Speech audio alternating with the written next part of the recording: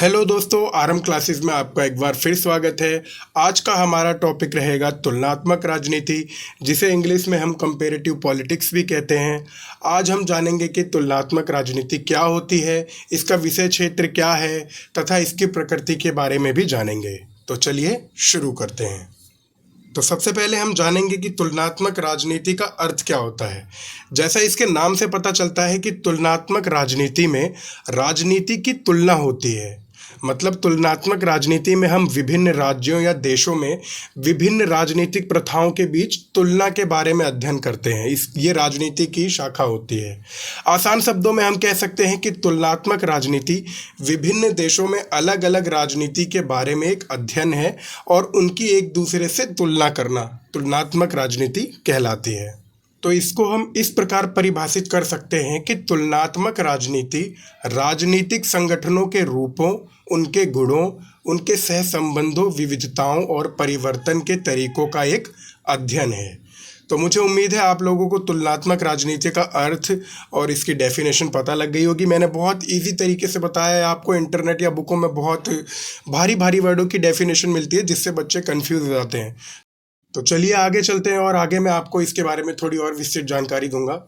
तो तुलनात्मक राजनीति दोनों देशों के बीच घरेलू राजनीति संस्थानों और संघर्षों का अध्ययन है। मतलब विभिन्न देशों के बीचों में तुलनात्मक राजनीति दो या दो से अधिक विभिन्न देशों में सरकारों के जो सिस्टम के राजनीतिक अनुभव, संस्थानों, व्यवहार और प्रक्रियाओं की तुलना के अध्ययन को जोड़ती है। तुलनात्मक राजनीति में अतिरिक्त संवैधानिक एजेंसियों के अध्ययन और उनके तत्काल कनेक्शन को भी शामिल किया जाता है। तुलनात्मक राजनीति में मतलब जो भी अभी रिसेंट में अनेक विभिन्न देशों में जो भी गतिविधियां चल रही होती हैं या कुछ रिसर्चेस चल रही होती हैं पॉलिटिक्स में, तो उनको भी जोड़ के देखा जाता है। और साथ ही साथ तुलनात्मक राजनीति न केवल विभिन्न देशों की राजनीतिक संरचना की तुलना के बारे में है, बल्कि यह राजनीतिक गतिविधि, राजनीतिक प्रक्रिया और राजनीतिक शक्ति की तुलना के बारे में भी है। मतलब इसमें ये सारी चीज़ें देखी जाती है, इन चीज़ों में तुलना की जाती है। जैसे राजनीतिक शक्ति किसके कितने पास है, हर देशों में अलग अलग होती है, तो उसकी तुलना करना ही राजनीतिक अध्ययन का एक पार्ट रहता है। तो सुविधाओं और कानूनी शक्ति का अध्ययन भी इसमें शामिल रहता है। और जो इसका तुलनात्मक राजनीति का जो मुख्य उद्देश्य है वो किसी भी राज्य या देश की चल रही स्थिति में सुधार करना होता है। अन्य देशों की पहले से ही सफल और सिद्ध प्रणाली को अपनाकर जो मतलब अभी नए राज्य होते हैं जिनको इतना अनुमान नहीं रहता कि हमारी अर्थव्यवस्था किस तरह चलेगी या हमें कौन से रूल्स रेगुलेशन या कौन से कानून रखने चाहिए अपने देश में, तो वो लोग क्या करते हैं कि जो पहले से ही सफल कानून होते हैं, जो सफल सिद्धियां होती है राजनीति की, उन्हीं को अपनी अर्थव्यवस्था पर लागू करते हैं।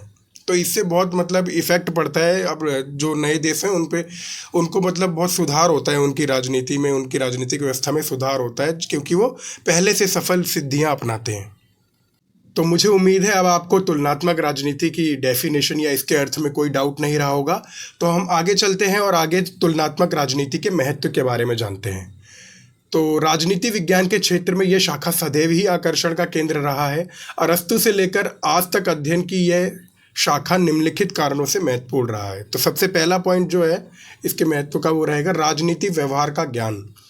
तुलनात्मक राजनीति के अध्ययन से हमें राजनीतिक व्यवहार एवं इसकी जटिलताओं को समझने में सहायता मिलती है। मतलब कुछ राजनीतिक जो बिहेवियर होते हैं उसको समझने में हमारे को सहायता मिलती है क्योंकि हम कंपेयर कर रहे होते हैं। तो इसके माध्यम से हमें राष्ट्रीय एवं अंतर्राष्ट्रीय राजनीति तथा राजनीति व्यवहार पर अच्छी समझ बना सकते हैं। इसमें जो सेकंड पॉइंट रहेगा राजनीति का वैज्ञानिक अध्ययन। तुलनात्मक राजनीति का अध्ययन राजनीति को एक वैज्ञानिक अध्ययन बनाने में सहायक है। तुलनात्मक राजनीति के अध्ययन से वैज्ञानिक निष्कर्ष प्राप्त किए जा सकते हैं। थर्ड पॉइंट है विभिन्न देशों की संस्थाओं का ज्ञान। तुलनात्मक राजनीति के अध्ययन के माध्यम से हम देश विशेष की संस्थाओं को अधिक गहराई से समझकर उपस्थित समस्याओं का हल ढूंढ सकते हैं। विदेशी राजनीतिक संस्थाओं एवं उनसे संबंधित राजनीति के अध्ययन से हमारा दृष्टिकोण व्यापक, तुलनात्मक व संतुलित बनता है, जो किसी देश विशेष के संस्थाओं के अध्ययन के संदर्भ में विशेष महत्व रखता है। फोर्थ पॉइंट रहेगा सिद्धांत निर्माण में उपयोगी। तुलनात्मक राजनीति का महत्व राजनीति में सिद्धांत निर्माण के दृष्टिकोण से भी उपयोगी होता है, क्योंकि इसमें क्या होता है, राजनीति शास्त्र में प्राचीन काल से ही ऐसे सिद्धांतों एवं सामान्य नियमों की खोज की जाती रही है जिसके माध्यम से भिन्न भिन्न समाजों के राजनीतिक व्यवहार को समझा जा सके। पॉइंट रहेगा राजनीतिक सिद्धांतों के पुनरीक्षण में सहायक। तुलनात्मक राजनीति के माध्यम से हम यह जान सकते हैं कि प्रचलित या पारंपरिक राजनीतिक सिद्धांत वर्तमान में परिवर्तित परिस्थितियों या समस्या में किस सीमा तक उपयोगी है। मतलब जो पहले के बनाए गए कानून हैं या पहले के बनाए गए जो सिद्धांत हैं वो अभी भी उपयोगी हैं या नहीं हैं। तो मुझे उम्मीद है आप लोगों को तुलनात्मक राजनीति के महत्व के बारे में पता चल चुका होगा, ये बहुत ही महत्वपूर्ण है। आगे चलते हैं और आगे तुलनात्मक राजनीति की प्रकृति और इसका स्वरूप के बारे में जानते हैं, मतलब इसका नेचर क्या है। तो तुलनात्मक राजनीति की प्रकृति के संदर्भ में राजनीतिक विज्ञानों को काफ़ी मतभेद है। इसकी प्रकृति के संदर्भ में मुख्य दो दृष्टिकोण पाए जाते हैं। पहला जो दृष्टिकोण होता है तुलनात्मक राजनीति का, वो लंबात्मक यानी वर्टिकल स्वरूप होता है या वर्टिकल प्रकृति जिसे हम कहते हैं। इस मत में विश्वास रखने वाले विचारकों के अनुसार तुलनात्मक राजनीति एक ही देश में स्थित विभिन्न स्तरों पर स्थापित सरकारों का विश्लेषण एवं अध्ययन है। इसमें राष्ट्रीय, प्रांतीय तथा स्थानीय सरकारों की परस्पर तुलना को महत्व दिया जाता है। मतलब ये एक ही देश में विभिन्न स्तरों की सरकारों पर विश्लेषण और अध्ययन को मानते हैं। ये होती है हमारी वर्टिकल प्रकृति यानी वर्टिकल स्वरूप। तो इस दृष्टिकोण के आलोचकों का मत यह होता है कि यह दृष्टिकोण तर्कसंगत नहीं है, क्योंकि इसके अंतर्गत राजनीतिक संस्थाओं के अध्ययन पर ही अधिक बल दिया जाता है। अतः इसके आधार पर राजनीतिक व्यवहार की जटिलताओं को नहीं समझा जा सकता। मतलब इनका कहना है कि हम इसमें केवल राजनीतिक संस्थाओं के बारे में ही पढ़ पाते हैं और हम राजनीतिक मतलब जो पॉलिटिकल बिहेवियर है इसके बारे में हम नहीं पता लगा पाते। सेकेंड जो पॉइंट रहेगा वो रहेगा तुलनात्मक राजनीति का क्षैतिज प्रकृति यानी हॉरिजॉन्टल प्रकृति। इस मत में विश्वास रखने वाले विचारकों के अनुसार तुलनात्मक राजनीति राष्ट्रीय सरकारों का हॉरिजॉन्टल तुलनात्मक अध्ययन है।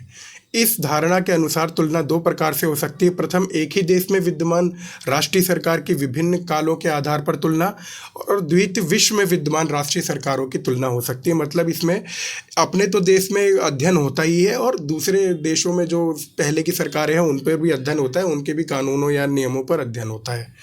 तो समकालीन विश्व में राजनीति के अध्ययन में संपूर्ण विश्व की राष्ट्रीय सरकारों की जो क्षैतिज यानी हॉरिजॉन्टल तुलना पर बल दिया जाने लगा। इस अध्ययन पद्धति के माध्यम से राजनीतिक व्यवहार की बारीकियों को भी समझा जा सकता है तथा कुछ सामान्य निष्कर्ष भी निकाले जा सकते हैं।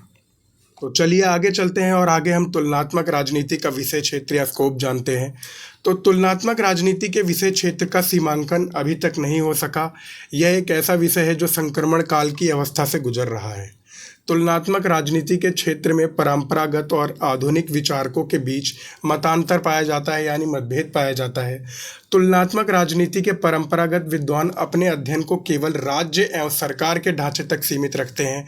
वहीं दूसरी तरफ आधुनिक विद्वानों के विचारों में इसका विशेष क्षेत्र दिन प्रतिदिन बढ़ते जाता है। मतलब विषय क्षेत्र दिन प्रतिदिन इसका बढ़ रहा है। इसमें नए नए विषयों या पद्धतियों का समावेश लगातार होता रहा है। जीन ब्लांडल ने इस मतभेद को दो रूपों में व्यक्त किया है। प्रथम, सीमा संबंधी विवाद। इस सीमा संबंधी विवाद में क्या होता है, इस संदर्भ में परंपरावादी राजनीतिक वैज्ञानिकों ने कानूनी दृष्टिकोण का समर्थन करते हुए इस बात पर बल दिया है कि तुलनात्मक राजनीति के अंतर्गत केवल संविधान द्वारा स्थापित संस्थाओं एवं संविधान द्वारा निर्धारित राजनीतिक व्यवहार का ही अध्ययन किया जाना चाहिए।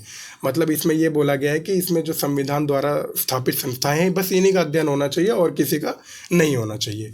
इसके विपरीत व्यवहारवादी दृष्टिकोण के समर्थक राजनीति के व्यवहारिक पक्ष को ही प्रमुख मानते हुए कहते हैं कि तुलनात्मक राजनीति का लक्ष्य सरकारी और गैर सरकारी संस्थाओं के राजनीतिक व्यवहार के आधार पर सामान्य निष्कर्ष निकालना होता है। दूसरा जो विवाद है वो मानक एवं सीमा संबंधी विवाद है। मानक का अर्थ संविधान द्वारा निर्धारित नियमों से है तथा व्यवहार से तात्पर्य उनके वास्तविक कार्यकरण से है। एक तरफ परंपरागत विचारक जो है वह संवैधानिक मानकों को महत्वपूर्ण मानते हैं, वहीं तुलनात्मक राजनीति के जो अभी आधुनिक विचारक हैं वो मानक की अपेक्षा वास्तविक राजनीतिक व्यवहार को ज़्यादा महत्वपूर्ण मानते हैं। व्यवहारिक धरातल पर हमेशा देखा जाता है कि वास्तविक राजनीतिक व्यवहार संवैधानिक प्रावधानों से मेल नहीं खाता। तो मुझे उम्मीद है आप लोगों को इसके स्कोप के बारे में या इसके विषय क्षेत्र के बारे में पता चल गया है। आगे मैं आपको इसका निष्कर्ष बताता हूँ। तो मैंने आपको जितनी भी बातें अभी तक बताई, इस आधार पर हम कह सकते हैं कि तुलनात्मक राजनीति विश्लेषण से हम देश विशेष की संस्थाओं का गहराई से अध्ययन करके उपस्थित समस्याओं का हल ढूंढ सकते हैं। इसके द्वारा छात्र, शिक्षक, राजनीतिक विद्वान, राजनीतिज्ञ एवं नौकरशाही को उपयोगी जानकारी प्राप्त हो सकती है। इस अध्ययन पद्धति के माध्यम से राजनीतिक व्यवहार को समझने, राजनीतिक शास्त्र को विज्ञान बनाने तथा अनुभाविक अध्ययनों के आधार पर सिद्धांत निर्माण, इसकी औचित्यता एवं प्रामाणिकता जांचने में सहायता मिलती है। वर्तमान समय में कल्याणकारी राज्य में राजनीतिक व्यवस्था एवं व्यवहार के बारे में सामान्य नियमों का निर्धारण करना अत्यंत आवश्यक हो गया है, ताकि सामान्य राजनीतिक सिद्धांतों का निर्माण कर राजनीतिक व्यवस्था को स्थायित्व प्रदान किया जा सके। तो मुझे उम्मीद है आप लोगों को ये टॉपिक क्लियर हो गया होगा। कंपेरेटिव पॉलिटिक्स या तुलनात्मक राजनीति किसे कहते हैं, इसका नेचर क्या होता है, इसका महत्व क्या होती है और इसका स्कोप क्या होता है। तो अगर आपको इससे रिलेटेड कोई भी अभी भी डाउट रह गया हो तो कमेंट बॉक्स में ज़रूर पूछें, मैं आपका उत्तर देने की पूरी कोशिश करूँगा। मिलूँगा एक नई वीडियो के साथ जल्द ही। अगर वीडियो अच्छी लगी हो तो लाइक करना ना भूलें, अपने दोस्तों के साथ शेयर करना ना भूलें और चैनल को सब्सक्राइब करना ना भूलें।